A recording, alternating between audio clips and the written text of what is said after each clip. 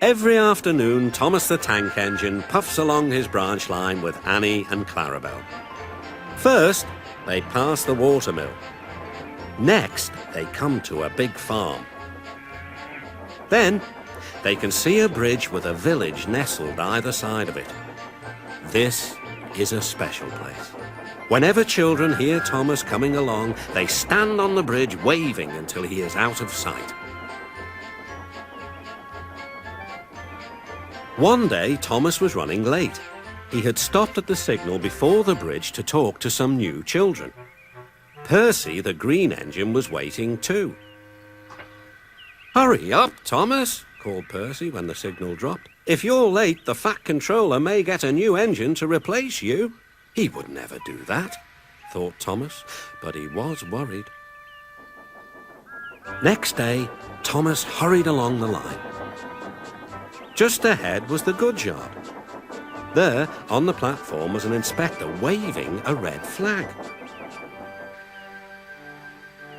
Next, Thomas saw some children. They were waving too.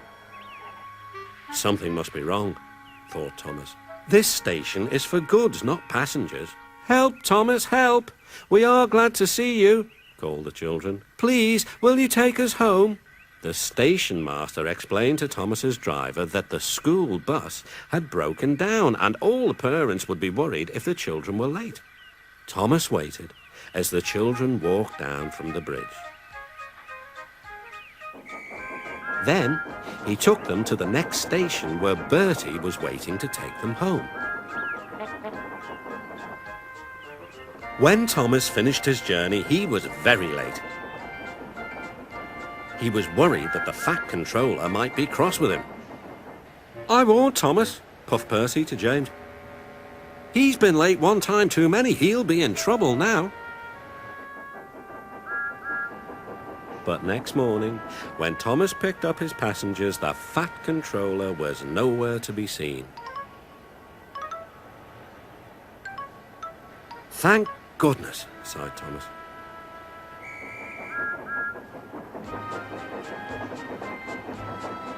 Thomas knows every part of his branch line. Just ahead was a stretch where the hot sun had bent the rails on the track. "Careful, Thomas," called his driver, but it was too late.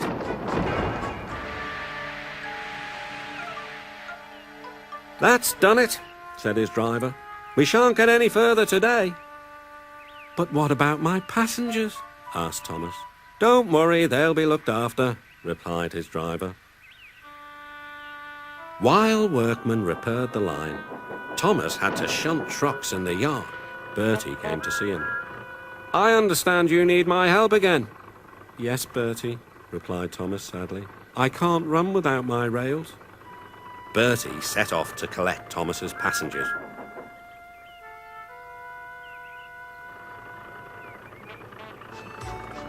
"Hello, Bertie," they said. "We are glad you are here." Bertie drove along the road that runs by the railway. He stopped at each station along the line. Sometimes he stopped between stations to let people off closer to their homes. Thomas felt miserable. "I've lost my passengers to Bertie. They'll like him better than me." A few days later, the Fat Controller arrived. "Your branch line is repaired. I'm going to change your timetable so that you and Bertie can work together more." When Thomas reached the station, there to his relief were all his passengers. "Bertie is a good bus, but we missed our train rides with you," they said. Later, Thomas spoke to Bertie.